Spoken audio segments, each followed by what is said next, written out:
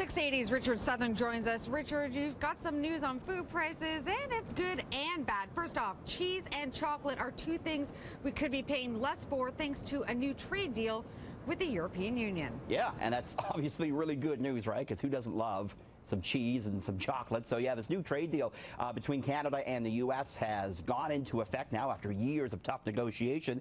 And as a result, Canadian importers of cheese are going to be able to buy European cheese at a cheaper rate because there's not going to be tariffs involved. So look for more European cheese in your grocery store at a cheaper price. And that's good news because Canadians have been paying a lot for cheese. Some of that has to do with NAFTA. Chocolate, another thing. Canadian importers of European chocolate will no longer have to pay a 10% tariff, meaning chocolate prices for European brands like Lindt and Ferrero Rocher could be moving lower.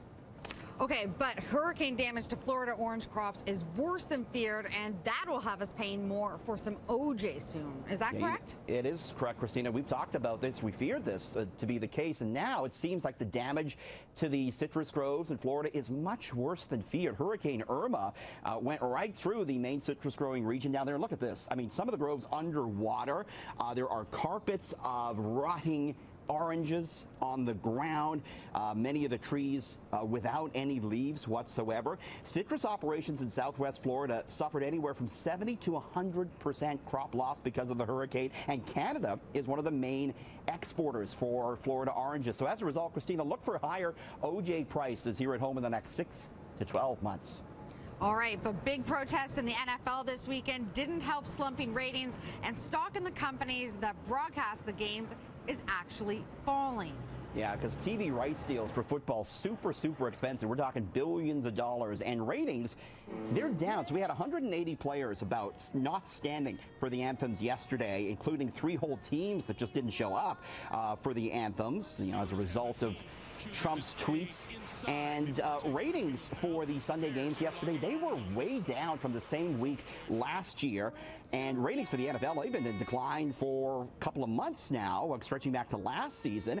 And attendance at the games is also down. So shares in companies that broadcast NFL games, Comcast, Walt Disney, Fox and CBS, those stocks are all down on a year-to-date basis. Many of those networks paying $5 billion or more for the rights to NFL, Christina. Wow, that's a lot of money. Now, many of the biggest brand names are very recognizable, but do we really know what they mean? You're looking at the secret meanings behind popular brands. Yeah, this is really cool. I like this. So first off, Adidas, named after its founder, Adolf Dassler. So the name combines his nickname, which was Addy, and the last 3 letters of his name. We forgot Starbucks. It was named after a character in Moby Dick. Was going to be named after the ship in Moby Dick, but they named it after the first mate in the book. That was Starbucks. Again, Adidas, named after its founder, Adolf Dassler. Gatorade, doctors at the University of Florida developed the sport drink for the Florida Gators football team. They were struggling to play in the heat. Amazon, of course, that's a brand we use all the time, the big online shopping giant. Its founder, Jeff Bezos, wanted to call the site Catabara or Relentless, but eventually settled on Amazon after the world's longest river. Finally, Häagen-Dazs, a Jewish immigrant from Poland, named his ice cream company Häagen-Dazs as a way to pay tribute to Denmark. But the name actually doesn't mean anything. He made it up entirely, Christina. Okay, well, home assistants like Amazon's Echo are popular these days, but you're looking at a very revolutionary new design for one that allows it to actually fly around your home. You got to see this. Take a look at this. This is called Air, and it is a self-flying robot assistant. It works like a drone. You call it, it lifts off and flies right over to you, right through your house. There's an app that you can interact with it. You hit the app and it'll come over to you. There's a camera on this device, so you can fly it around your house when you're not home to see exactly what's going on in your house.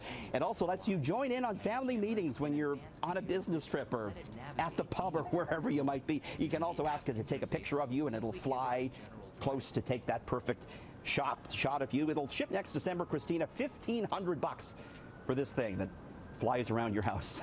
Wow. Future is now.